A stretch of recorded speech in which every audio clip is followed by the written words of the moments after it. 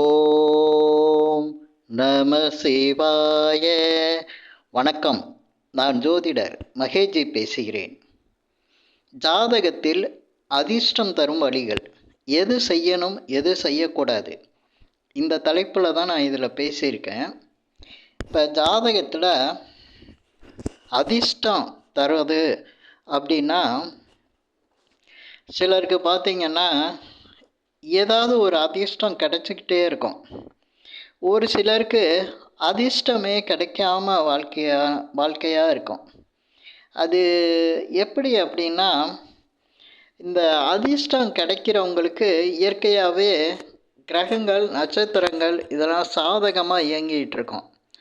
இதே போல் பல தடைகள், எப்போவுமே அதிர்ஷ்டம் இல்லாத ஒரு நிலையில் இருக்காங்கன்னா அவங்களுக்கு சாதகம் தராத கிரகங்கள், அதே போல் நட்சத்திரங்கள் இதெல்லாம் இயங்கிக்கிட்டே இருக்கும். அப்போ இது சாதகமாக இருக்கா இல்லை சாதகம் இல்லாமல் இருக்கா அப்படிங்கிறத நம்ம எப்படி தெரிஞ்சுக்கணும் அப்படின்னா, ஒருத்தருடைய ஜாதகத்தில் எந்தெந்த கிரகங்கள் எங்கே இருக்குது, நட்சத்திரங்கள், அது சம்பந்தப்பட்ட கிரகங்கள், ஏன்னா ஒவ்வொரு நட்சத்திரத்துக்கும் ஒரு கிரகம் தான் இருக்கும், அது எல்லாம் எப்படி இருக்குது அப்படிங்கிறத நம்ம தெரிஞ்சுக்கணும். தெரிஞ்சாதான் இந்த ஜாதகத்தில் அதிர்ஷ்டம் எப்படி கிடைக்கும், அதுக்கான வழிகள் எப்படி இருக்குது அப்படிங்கிறத நம்ம தெளிவாக தெரிஞ்சுக்கலாம். தெளிவாக அப்படின்னா, பலன்கள் சாதகமாக கிடைக்கிறதுக்கு அதற்கான வழிகள் என்ன இருக்குது, அப்போ எதை செய்யணும் எதை செய்யக்கூடாது அப்படிங்கிற விஷயம் நம்மளுக்கு தெரியும், புரிஞ்சிடும். ஒவ்வொரு ஜாதகத்துலேயும் பார்த்திங்கன்னா நல்ல விஷயங்கள் நடக்கிறதுக்கு நம்ம நட்சத்திரங்களை பயன்படுத்துகிறோம்.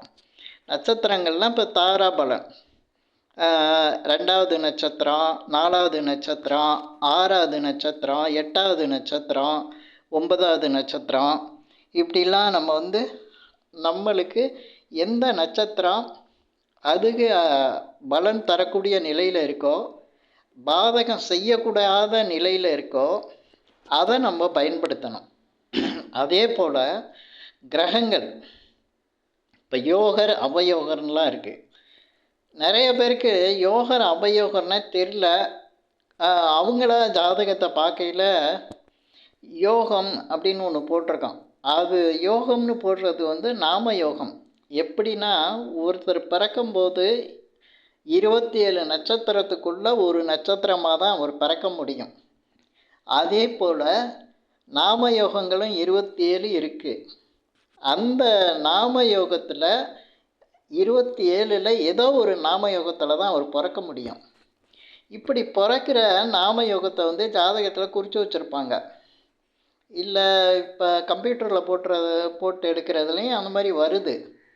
அப்போ அவங்க அதை பார்த்துட்டு அதுதான் யோகம்னு போட்டிருப்பாங்க. அந்த 27ல் ஏதாவது ஒன்று போட்டிருப்பாங்க, அதுதான் யோகம்னு போட்டு குழப்பிக்குவாங்க. அது கிடையாது. அந்த நாம யோகத்தை வச்சு தான் யோகர் அவயோகருங்கிற கிரகத்தையே கண்டுபிடிக்க முடியும். அது உங்கள் ஜாதகத்தை பார்க்கணும். இதே போல் கர்ணநாதன் சொல்லுவாங்க. கர்ணநாதனையும் கண்டிப்பாக நம்ம ஜாதகத்தில் குறித்து வச்சுருப்பாங்க. கர்ணநாதனை இயக்கலாமா இயக்கக்கூடாதாங்கிறத ஜாதகத்தை பார்த்தா தான் தெரியும். ஒருத்தருடைய ஜாதகத்தில் கர்ணநாதன் இயக்குனா நல்ல பலன்கள் கிடைக்கும். ஆனால் அது பாதகத்தை கெடுதல் செய்யக்கூடிய நிலையில் இருந்தால் கர்ணநாதனை இயக்கக்கூடாது. அதே போல் பாதகாதிபதி, இந்த பாதகாதிபதி இப்போ ஒவ்வொரு லக்னத்துக்கும் பாதகாதிபதி இருப்பாங்க. இந்த பாதகாதிபதியை கவனித்து அந்த பாதகாதிபதியோட கிரகமாக கர்ணநாதனோ அல்லது யோகரோ வந்துட்டால் அதையும் இயக்கக்கூடாது. அதே போல் உங்களுக்கு யோகரோ அல்லது கர்ணநாதனோ இதுதான் ரொம்ப முக்கியமாக நம்ம பார்க்க வேண்டியது ஜாதகத்தில். ஒருத்தருக்கு ஒரு ஜாதகத்தில் புதன் யோகராக இருக்கார், அவரே கன்னி ராசியில் இருக்காருன்னா உச்சம் பெற்றிருக்காரு, மிகப்பெரிய யோகம் அப்படின்னு சொல்லிடுவாங்க. அதுதான் இல்லை, அவர் மிகப்பெரிய கடன்காரன் ஆக்கிறோம். மீள முடியாத அளவுக்கு கடனில் வந்துடுவாங்க. கடன் வந்தால் உங்களுக்கு தெரியும், அதுக்கு அடுத்தடுத்து எது பிரச்சனையாகும், அவருடைய வாழ்க்கை நிலை எப்படி இருக்கும், எவ்வளோ பெரிய பாதிப்பை கொடுக்கும் அப்படிங்கிறதெல்லாம் நம்ம தெரிஞ்சுக்கலாம். அப்போ நம்ம யோகரை இயக்கம்னு சொல்லிட்டு அந்த புதன் தானே யோகரை, அப்போ யோகரை இயக்கம் அப்படின்ட்டு இயக்கும்போது என்ன ஆகும், எவ்வளோ பெரிய பிரச்சனைகள் வரும், எவ்வளோ கஷ்டங்கள் வரும், இதெல்லாம் புரிஞ்சுக்கணும். அதுதான் யோகரை இயக்கலாமா, எந்த கருணநாதனை இயக்கலாமா அப்படிங்கிறதெல்லாம் தெரிஞ்சுக்கணும். இப்போ ஒரு ஜாதகத்தில் பொதுவாக கன்னிராசியில் எந்த கிரகம் இருந்தாலும் அந்த கிரகத்தை இயக்கக்கூடாது. அவர் கருணநாதனாகவும் இருக்கலாம், யோகராகவும் இருக்கலாம். அது கடன், நோய், வம்பு, வழக்கு ஏதாவது ஒன்று கொடுத்துரும். இதில் பாதிக்கப்படாதவங்களே கிடையாது. நம்ம பொதுவாக கருணநாதன், யோகர் அப்படின்னு சொல்லிட்டோம். ஆனால் அப்படி இயக்கும்போது வரக்கூடிய பலன்கள் எப்படி இருக்குன்னா மிகப்பெரிய பாதகத்தை தான் கொடுக்குது. அப்போ ஜாதகத்தில் இந்த நுணுக்கமான விஷயத்தை தெரியாமல் செய்யக்கூடாது. இதுக்கடுத்து விருச்சிகத்தில் கிரகம் இருந்தாலும் அதே தான். விருச்சிக ராசியில் எந்த ஒரு கிரகம் இருந்தாலும் அந்த கிரகத்தை இயக்கும்போது ஏதாவது ஒரு வகையில் ஒரு கஷ்டத்தை கொடுத்துரும். மிகப்பெரிய கஷ்டம், தடை, அதுக்கு மேலே அதை சொல்ல வேணாம். ஏன்னா பாதிப்புன்னு சொன்னாலே போதும், அந்த பாதிப்புலேயே நீங்கள் புரிஞ்சுக்கலாம் எவ்வளோ பெரிய கஷ்டங்களை கொடுக்கும் அப்படின்ட்டு. அது மாதிரி நம்ம ஜாதகத்தில் ஒரு ஆக்டிவேஷன் பண்ணும்போது அந்த கிரகங்கள் எங்கே இருக்குது அப்படின்னு பார்க்கணும். அதே போல் நம்ம இயக்கக்கூடிய கிரகமே பாதகாதிபதியாக இருந்துட்டால் அந்த கிரகத்தை இயக்கக்கூடாது. அதே போல் இப்போ நட்சத்திரங்களை இயக்குறோம்.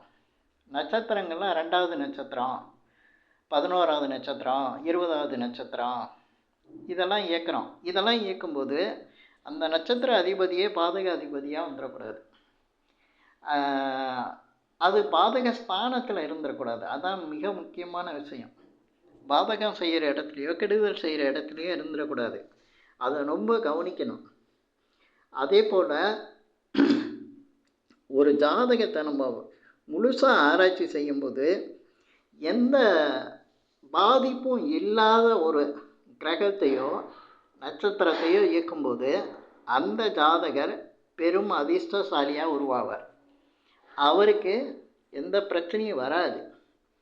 ஆனால் இந்த ஜாதகத்தை முழுசாக ஆய்வு செய்யாமல் ஜாதகத்தில் அதிர்ஷ்டம் வரக்கூடிய வழிகள்ன்ட்டு பொதுவான வழிகளை நம்ம செய்யும்போது பெரும் பிரச்சனையாக வந்துடுது.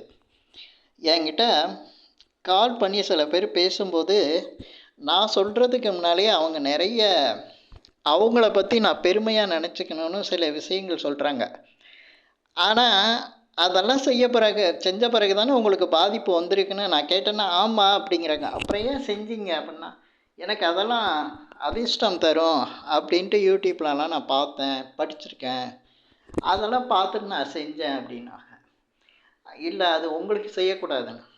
இப்போ பொதுவாக ஒரு சுப கிரகமாக இருக்குது, சுக்கிரன் இருக்கார், சுக்கிரன் தான் பணத்தெல்லாம் கொடுப்பாரு அப்படின்ட்டு சுக்கிர ஓரை, சுக்கிரன் சம்மந்தப்பட்ட விஷயங்கள்லாம் செய்யும்போது என்ன ஆகும், இப்போ கடக லக்னமாக இருக்காருன்னு வச்சுக்கோங்க, அவருக்கு பாதக அதிபதி, அதுவும் கடும் பாதகத்தை செய்யக்கூடியவங்க. இப்போ ஒருத்தர் வீடு கட்டுறாங்க, அவர் கடக லக்னக்காரராக இருக்காருன்னு வச்சுக்கோங்க. சரி, சுபக உரையில் வீடு திறப்பான்ட்டு சுக்கிர உரையில் திறந்தால் என்ன ஆகும், அவருக்கு வீடு கட்டினோடனே வீடு போயிடும். வீடு தான் அவருக்கு பிரச்சனையாகவே வரும். அந்த வீட்டுக்கு போனோன்னா தான் கடன் வரும். பல பிரச்சனைகளை சந்திக்கக்கூடிய ஆளாக அவர் ஆயிடுவார். ஏன்னா அந்த ஜாதகர் அவருடைய பாதக அதிபதியை இயக்க ஆரம்பிச்சிட்டாருன்னா பிரச்சனையாக சந்திச்சு தான் ஆகணும். இது நம்ம ஜாதகம் பார்க்கும்போது இப்போ துல்லியமாக தெரியும் இவங்களுக்கு எந்த கிரகத்தை இயக்கக்கூடாது. இப்போ முழுவதும் ஜாதகத்தை பார்க்கும்போது அவங்களுக்கு பாதகம் இல்லாத வழிகள் எத்தனையோ இருக்கும், அது இல்லாத ஜாதகமே இருக்காது.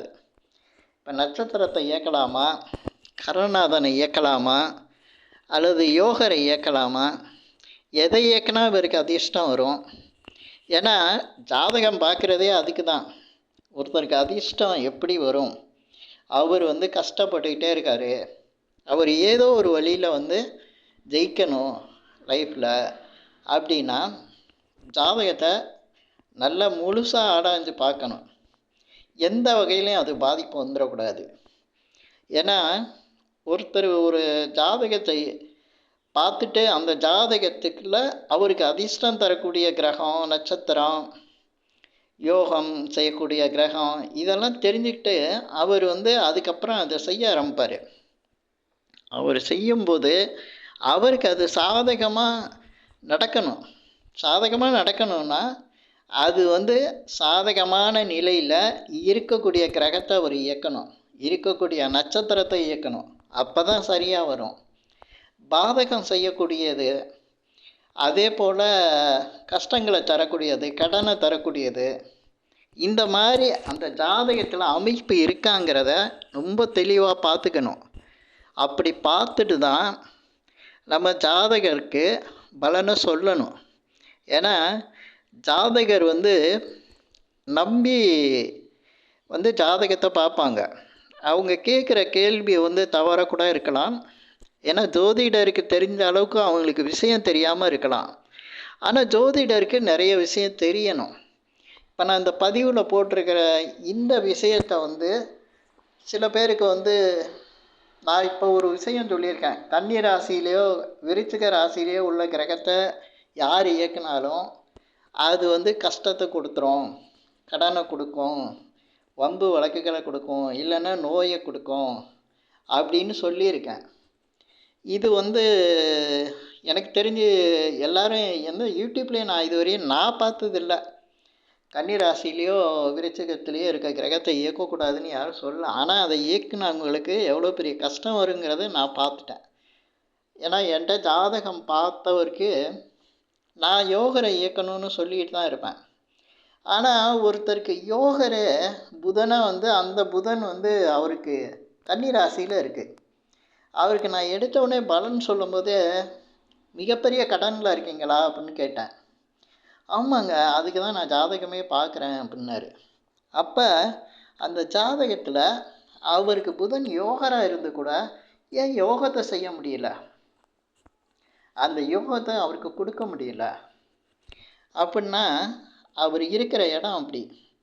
எப்போவுமே ஒரு கிரகம் எந்த இடத்துல இருக்கோ அந்த பாவத்தோட தன்மையை நிச்சயமாக கொடுக்கும். அந்த பாவத்தின் தன்மை மாறாது, அதே போல் கிரகத்தின் தன்மையும் மாறாது. அப்போ அவருக்கு யோகத்தை கொடுக்கல. அப்போ என்ன செய்கிறது? அதுக்கு அடுத்த நிலையை தான் அவருக்கு பார்த்து சொல்லணும். அப்போ கருணாநாதன் நல்லா இருக்கார், அப்போ கருணாநாதனை இயக்குங்க. அது சம்மந்தப்பட்டதுன்னா 100% அவருக்கு சக்ஸஸ். இது மாதிரி ஜாதகத்தில் நம்ம நட்சத்திரத்தை இயக்குனாலும் சரி, கிரகங்களை இயக்குனாலும் சரி, ரொம்ப கவனமாக அதிர்ஷ்டம் எந்த வழியில் வருது அப்படிங்கிறத தெரிஞ்சுக்கணும்.